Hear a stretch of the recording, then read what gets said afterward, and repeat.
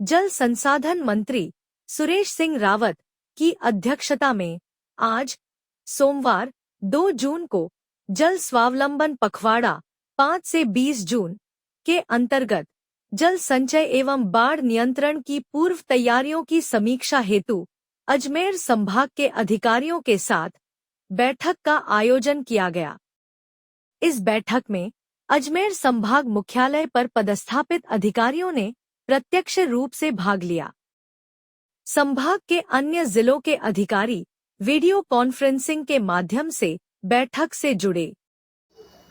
आज अजमेर संभाग की बैठक हमने जो 5 जून से लेकर 20 जून तक पूरे राजस्थान के अंदर व्यापक रूप से हमारी भजनलाल जी की सरकार है, माननीय मुख्यमंत्री जी भजनलाल जी के निर्देशन में हम एक जल संरक्षण का पखवाड़ा मना रहे हैं, जिसके तहत पूरे राजस्थान प्रदेश के अंदर प्रत्येक गांव के अंदर, प्रत्येक ग्राम पंचायत के अंदर, प्रत्येक कस्बे के अंदर, प्रत्येक शहरी क्षेत्र के अंदर हम 5 जून से लेकर 20 जून तक कार्यक्रम करेंगे और किस तरह से हमारा जो वर्षा का जल है उसको हम अधिक से अधिक उसको हम संचय कर सकें, इस पे हम काम करेंगे। हम जन जागरण के माध्यम से लोगों को इस अभियान से जोड़ेंगे और माननीय मुख्यमंत्री जी 5 जून को स्वयं इस अभियान की शुरुआत करेंगे और पूरे प्रदेश के अंदर व्यापक रूप से हमारे जितने भी जनप्रतिनिधि है, चाहे हमारे विधायक महोदय हैं, हमारे सांसद महोदय हैं, हमारे सरपंच साहब है, पंचायत समिति सदस्य है, जिला परिषद सदस्य, हमारे प्रधान है, हमारे प्रमुख हैं, हमारे पार्षद है, हमारे महापौर है, हमारे चेयरमैन है, हमारे सभापति, हम सभी लोग मिलके और इस अभियान को सफल बनाने के लिए इसमें लगे हैं। और मैं पूरे राजस्थान प्रदेश के अंदर हर संभाग पे जाके ये मीटिंग ले रहा हूँ और इसके अंदर हम 5 जून को वृक्षारोपण से इस महाअभियान की शुरुआत करेंगे और देव वियोग से उस दिन गंगा दशमी भी है, तो हम वृक्षारोपण और हमारे जितने भी सरोवर है हम उसमें कलश यात्रा के माध्यम से, अभिषेक के माध्यम से पूजा अर्चना करके इंद्रदेव भगवान से हम प्रार्थना करेंगे कि जिस तरह से पिछली बार इंद्रदेव भगवान हमारे राजस्थान पे मेहरबान हुए और हमारे राजस्थान के यशस्वी मुख्यमंत्री भजनलाल जी शर्मा जी जब पहली बार मुख्यमंत्री बने और उनके मुख्यमंत्री बनते ही पहले ही मानसून की वर्षा इतनी ज़बरदस्त हुई कि राजस्थान के अधिकांश जलाशय लबालब हुए और उसका ही हमें ये फ़ायदा मिला कि आज लाखों हेक्टर के अंदर हमारी भूमि संचित हो रही है। लोगों को जो पीने का पानी है वो गर्मी के अंदर भी हम दे पा रहे हैं। ये सब इंद्रदेव की मेहरबानी से हुआ। तो हम जलाशयों की पूजा करें, अर्चना करेंगे, हमारी माताएं बहनें कलश यात्रा निकालेगी। इसके अलावा क्योंकि 5 जून को विश्व पर्यावरण दिवस है, तो इस दिन हम अधिक से अधिक वृक्षारोपण हो, क्योंकि ये सारा सब एक दूसरे से जुड़े हुए हैं। अधिक से अधिक वृक्ष लगाएंगे तो हमें बरसात भी ज़्यादा होगी और वातावरण भी हमारा शुद्ध रहेगा। तो इसलिए ज़्यादा से ज़्यादा वृक्षारोपण में लगे। इसके लिए हम सभी लोगों को, चाहे महिला हो, पुरुष हो, किसान हो, युवा हो, हमारे सरकारी कर्मचारी हो, स्वयंसेवी सहायता समूह हो, हमारे कुछ औद्योगिक घराने हैं, सभी लोगों को, जो चाहे हमारे खिलाड़ी है, सभी लोगों को हम जोड़ के और इस अभियान को हम चलाएंगे। और इसके अलावा भी क्योंकि अभी मानसून आने वाला है, तो जिस विभाग का मैं मंत्री हूँ जल संसाधन, तो बाढ़ से बचाव के लिए भी हमने अभी सभी से चर्चा की और आवश्यक मैंने दिशा निर्देश दिए। अगर हम अजमेर की बात करें तो अजमेर के अंदर भी आपने पिछली बार देखा होगा कि किस तरह से हमारे बहुत सारे इलाके जलमग्न हो गए थे, तो उससे हम कैसे निपटे, इसकी भी हमने चर्चा की और आवश्यक दिशा निर्देश दिए हैं। हमारी भजनलाल जी की सरकार है, करोड़ों नहीं, हमारी सरकार अजमेर में पानी पिलाने के लिए अरबों रुपए खर्च करेगी। लगभग 2000 करोड़ से अधिक लागत का एक बहुत बड़ा टैंक हम अजमेर के अंदर बना रहे हैं, मोर सागर के नाम से।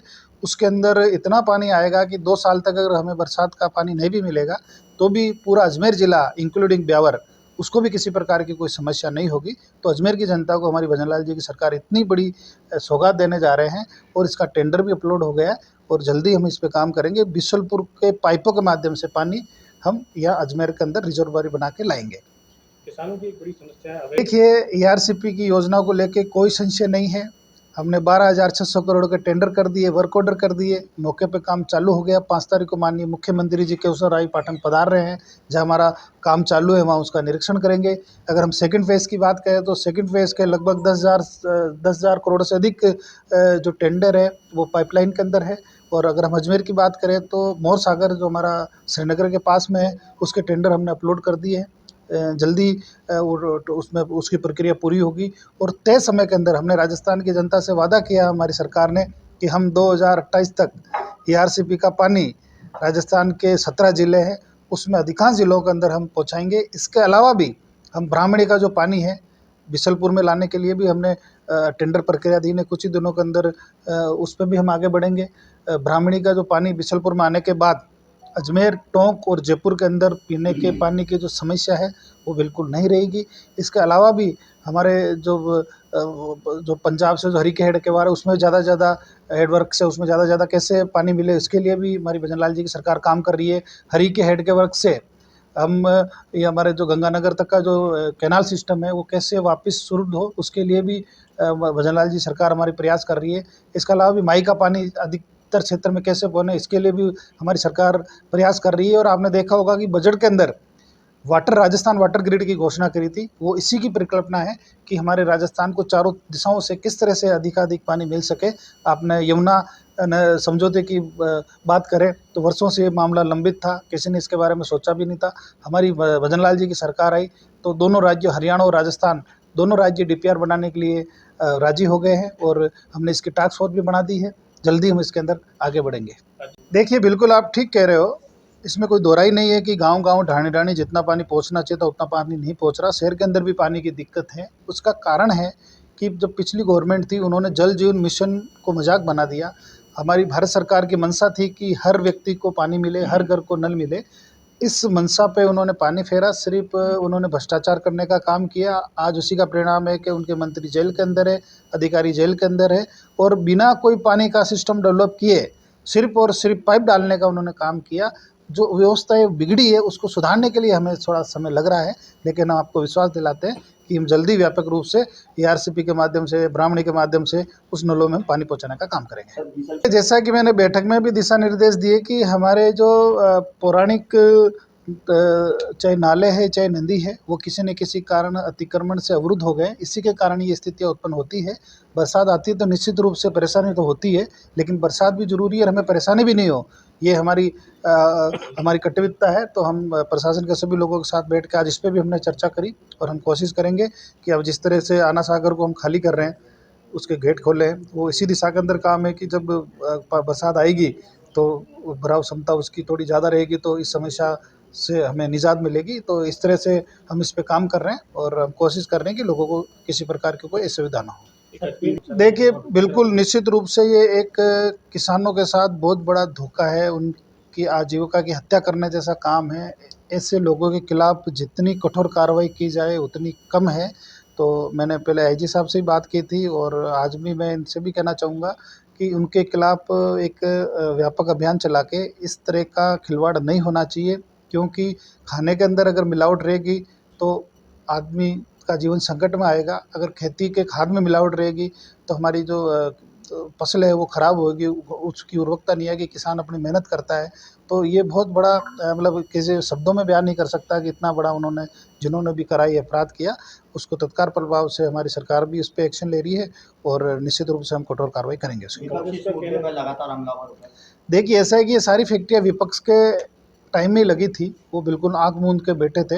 मैं धन्यवाद देना चाहता हूँ हमारे सरकार के मंत्री किरोड़ीलाल मीणा जी को कि वो स्वयं गए और उन्होंने पकड़ा। ये काम वो भी कर सकते थे, उन्होंने नहीं किया।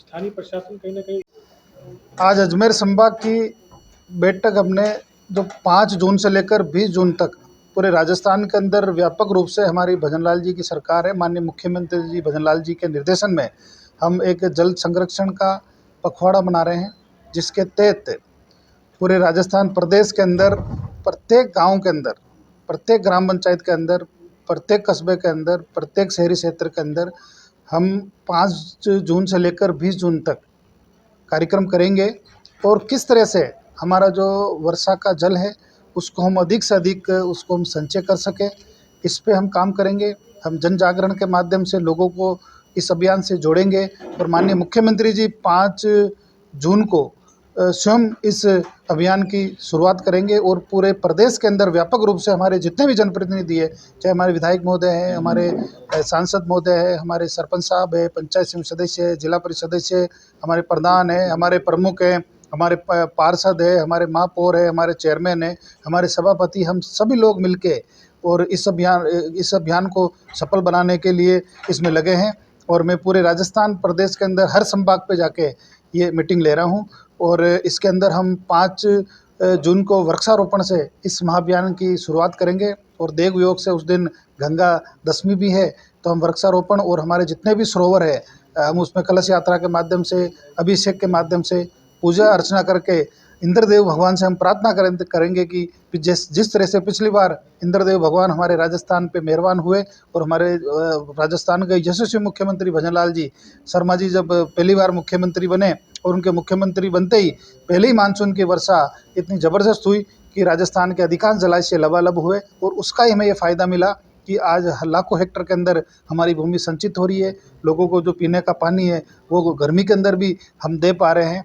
ये सब इंद्रदेव की मेहरबानी से हुआ। तो हम जलाशयों की पूजा करें, अर्चना करेंगे, हमारी माताएं बहनें कलश यात्रा निकालेगी। इसके अलावा क्योंकि 5 जून को विश्व पर्यावरण दिवस है, तो इस दिन हम अधिक से अधिक वृक्षारोपण हो, क्योंकि ये सारा सब एक दूसरे से जुड़े हुए हैं। अधिक से अधिक वृक्ष लगाएंगे तो हमें बरसात भी ज़्यादा होगी और वातावरण भी हमारा शुद्ध रहेगा। तो इसलिए ज़्यादा से ज़्यादा वृक्षारोपण लगे। इसके लिए हम सभी लोगों को, चाहे महिला हो, पुरुष हो, किसान हो, युवा हो, हमारे सरकारी कर्मचारी हो, स्वयंसेवी सहायता समूह हो, हमारे कुछ औद्योगिक घराने हैं, सभी लोगों को, जो चाहे हमारे खिलाड़ी है, सभी लोगों को हम जोड़ के और इस अभियान को हम चलाएंगे। और इसके अलावा भी क्योंकि अभी मानसून आने वाला है, तो जिस विभाग का मैं मंत्री हूँ जल संसाधन, तो बाढ़ से बचाव के लिए भी हमने अभी सभी से चर्चा की और आवश्यक मैंने दिशा निर्देश दिए। अगर हम अजमेर की बात करें तो अजमेर के अंदर भी आपने पिछली बार देखा होगा कि किस तरह से हमारे बहुत सारे इलाके जलमग्न हो गए थे, तो उससे हम कैसे निपटे, इसकी भी हमने चर्चा की है और आवश्यक दिशा निर्देश दिए हैं।